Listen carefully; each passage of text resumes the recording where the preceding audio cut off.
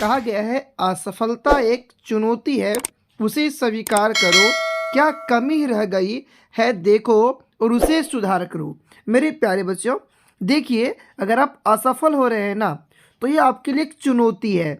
आपको उसे स्वीकार करना चाहिए और आपको देखना चाहिए कि क्या कमी रह गई है और उसे सुधार करनी चाहिए।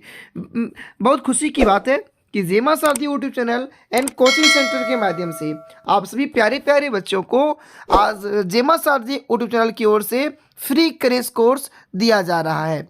जैसे कि आप सभी जानते हैं कि यहाँ प्रत्येक चैप्टर से, प्रत्येक सब्जेक्ट से जो इम्पोर्टेंट क्वेश्चंस जो आपके एग्जाम के लिए मस्ट इम्पॉर्टेंट है, इन सभी प्रश्नों के बारे में हम लोग बात कर रहे हैं। ठीक इसी प्रकार आज के क्लास में हम लोग बात करने वाले हैं हिंदी के संपूर्ण पाठ से महत्वपूर्ण प्रश्न। कक्षा 10 का है हिंदी के सभी महत्वपूर्ण प्रश्न। मेरे प्यारे बच्चों, यहाँ हम जो भी प्रश्न लेकर आए हैं, ये सारे प्रश्न आपके एग्जाम में पूछे जाने के 100% की संभावनाएं बन रही है।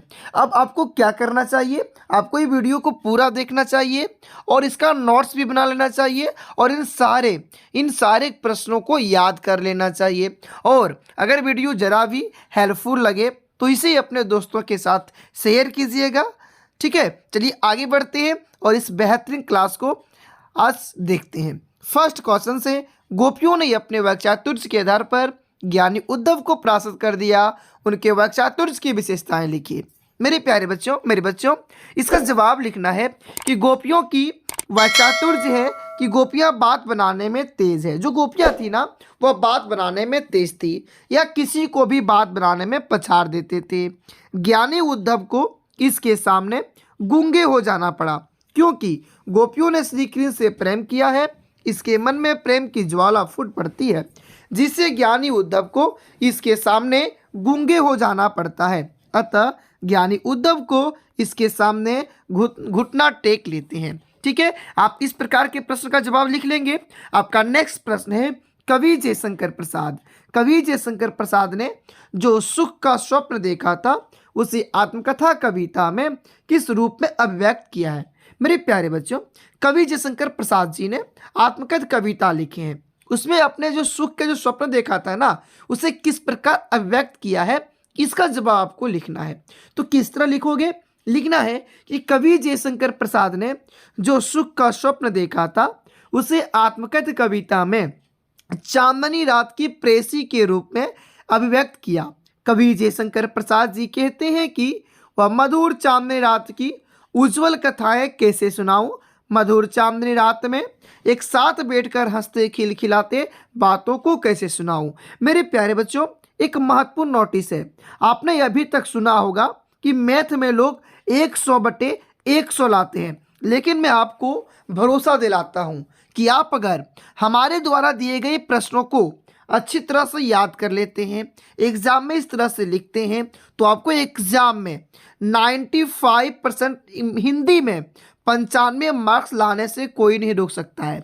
अगर आपको यकीन नहीं हो रहा है ना, तो मैं इसका प्रूफ दूंगा, क्योंकि मैं खुद हिंदी में 85 मार्क्स लाया था। तो आप बरसते अब मिनिमम तो 85 ला ही सकते हैं, वैसे तो हम 95 की संभावनाएं रखते हैं।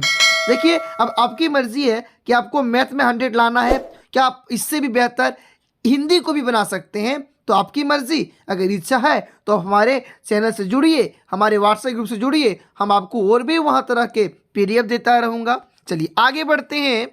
तो आगे बढ़ते हैं मेरे प्यारे बच्चों।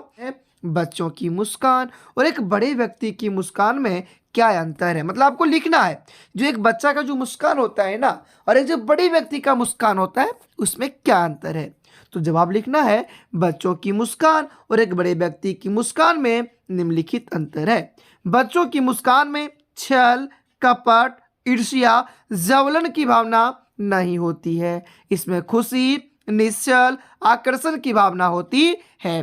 फिर मेरे प्यारे बच्चों, आपको पैराग्राफ चेंज करना है और लिखना है, जबकि बड़े व्यक्ति की मुस्कान में छल, कपट, ईर्ष्या, जवलन की भावना होती है, इसमें व्यंग्य छिपा रहता है, इसी हंसी किसी को भी प्रभावित कर सकता है।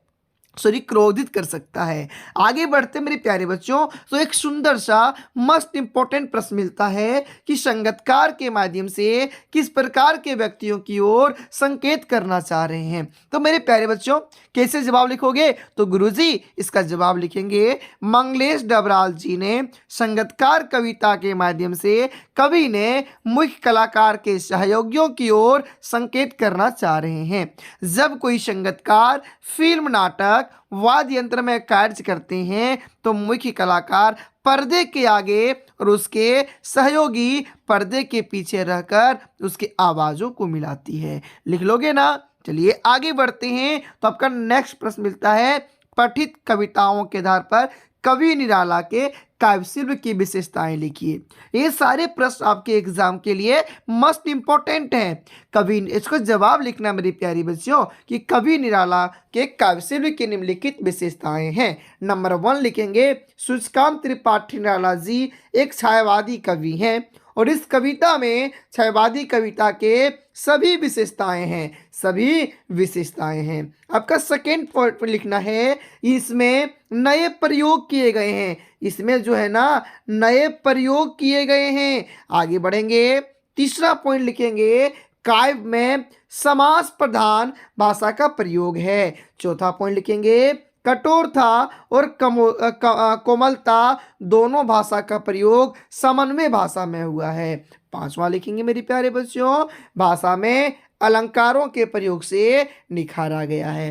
तो इस प्रकार लिख लोगे ना? आगे बढ़ते हैं। तो नेक्स्ट प्रश्न मिलता है, संगतकार मुख्य गायक का किस प्रकार सहयोग करता है? तो कैसे लिखोगे जवाब इसका मेरे प्यारे बच्चों? तो बोलो, लिखेंगे महोदय, इसका जवाब लिखेंगे गुरुजी कि संगतकार मुख्य गायक का सहयोग जब गायक का आवाज होगा, आवाज बिखरने लगता है तो उसकी आवाजों को मिलाकर, नृत्य करके, वाद्ययंत्र बजाकर, डायलॉग देकर, उद्घोषणा करके एवं अकेलापन को दूर करके उसका सहयोग करता है।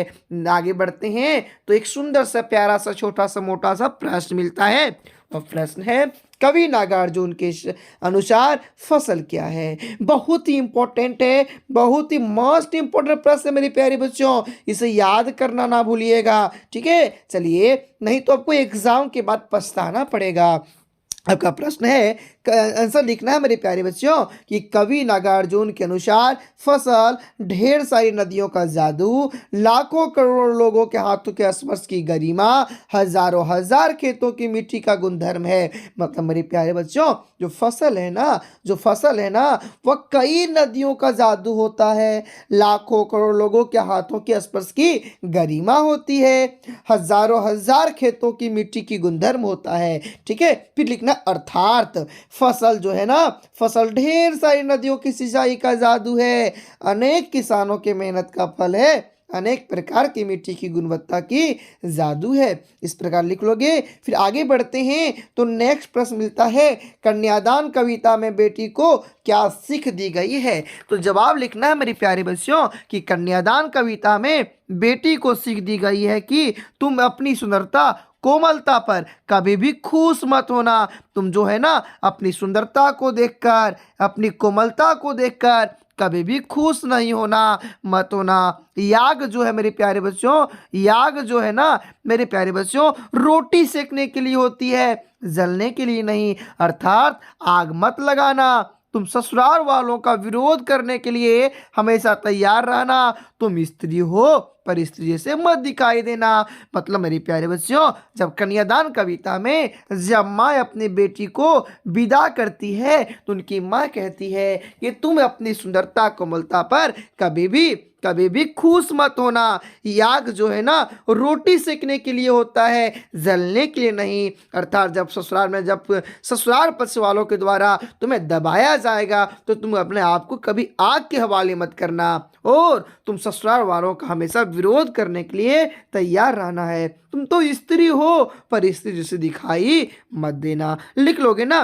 आगे बढ़ते हैं तो प्रश्न मिलता है, खेती बाड़ी से जुड़े गृहस्थ बाल गोविंद भगत अपनी किन चारित्रिक विशेषताओं के कारण साधु कहलाते थे। तो जवाब लिखना है महोदय कि खेती बाड़ी से जुड़े गृहस्थ बाल गोविंद भगत एक साधु भी थे। इसमें साधु के सभी गुण विद्यमान थे या निम्न विशेषताओं के कारण साधु कहलाते थे। अब नंबर 1 देखिए लिखना है कि बाल गोविंद भगत सभी से खुश रहते थे, मिलजुल कर रहते थे, कभी किसी से झगड़ा नहीं करते थे, यानी साधु का पहला रूप हो गया। दूसरा लिखना है एक किसी के खेतों में शौच तक नहीं बैठते थे।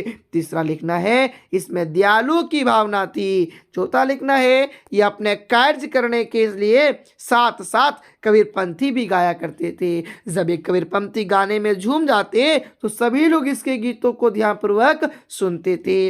आपका 5वां पॉइंट लिखना है मेरे प्यारे बच्चों कि यह जो भी फसल उगाते वह अपने माथा पर लाद कर पहले मंदिर पर लगा कर रख देते थे, फिर उसे वहां से प्रसाद के रूप में घर लाते थे। फिर पैराग्राफ चेंज करना है और लिखना अतः इन सभी भावों से बाल गोविंद भगत साधु कहलाते थे।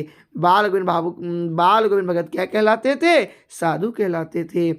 आपका अगला जब प्रश्न है मेरे प्यारे बच्चों कि नवाब साहब ने बहुत यत्न से खीरा काटा, नमक मिर्च बुरका अंतर सूंघकर एक खिड़की से बाहर फेंक दिया। उन्होंने ऐसा क्यों किया होगा? उनका ऐसा करना उनके किस स्वभाव को इंगित करता है? तो क्या जवाब लिखोगे? तो जवाब होगा कि गुरुजी इसका जवाब लिखेंगे कि नवाब साहब ने बहुत यत्न से खीरा काटा, नमक मिर्च बुरका अंतर सूंघकर एक खिड़की से बाहर फेंक दिया। उन्होंने ऐसा अपनी खानदानी तहजीब, नफरत और नजाकत के लिए कारण किया। यद्यपि नवाब साहब पैसेंजर ट्रेन के 2nd क्लास में यात्रा कर रहे थे, फिर भी उन्होंने अपनी खानदानी रईसी तरीका दिखाने के लिए खीरों को बिना खाए सूंघ कर ही खिड़की से बाहर फेंक दिया। वे खानदानी वास्तविकता से दूर बनावटी जीवन शैली जी रहे थे, इसलिए उन्होंने बिना खाए ही डकार लेकर लेखक से कहा कि खीरा बढ़िया होता है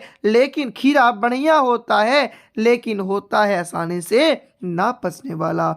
यह तर्क उनके सनकी स्वभाव की ओर इंगित करता है। समझ गए मेरे प्यारे बच्चों? मतलब सुन लो फिर से एक बार कि लिखेंगे नवाब साहब ने बहुत यत्न से खीरा काटा, नमक मिर्च बुरका अंतर सूंघकर ही खिड़की से बाहर फेंक दिया। उन्होंने ऐसा अपने खानदानी रईस को दिखाने के लिए किया। ठीक है मेरे प्यारे बच्चों, तो इस प्रकार हम लोगों ने आज क्लास 10 के हिंदी से 10 महत्वपूर्ण प्रश्नों को किया जो आपके एग्जाम में ये सारे प्रश्न देखने को मिल सकते हैं। अब आपको क्या करना है, आपको पता ही है कि इस वीडियो को अच्छी तरह से देखना है, याद करना है, इसका नोट्स बनाना है। और साथ ही साथ मेरे प्यारे बच्चों डीके सर का एक छोटा सा रिक्वेस्ट है कि आप अगर वीडियो आपको अच्छा लगे तो ये अपने दोस्तों के साथ क्या करना है, शेयर करना है और एक सुंदर सा प्यारा सा छोटा सा एक कमेंट कर देना है। साथ ही साथ और इस वीडियो को लाइक भी करना है। और मेरी प्यारी बच्चों अगर आप इसी तरह का और भी वीडियो देखना चाहते हैं तो आप सभी हमारे YouTube चैनल को जरूर सपोर्ट करें, सब्सक्राइब करें। और साथ ही साथ मेरे प्यारे बच्चों आप सभी अपने दोस्तों के साथ जेमस आरती YouTube चैनल यानी कोचिंग सेंटर के बारे में अधिक से अधिक क्या करें, चर्चा करें। चलिए फिर मिलते अगले वीडियो में, तब तक मस्त रहिए, स्वस्थ रहिए, अपनी परीक्षा की तैयारी जबरदस्त तरीके से कीजिए।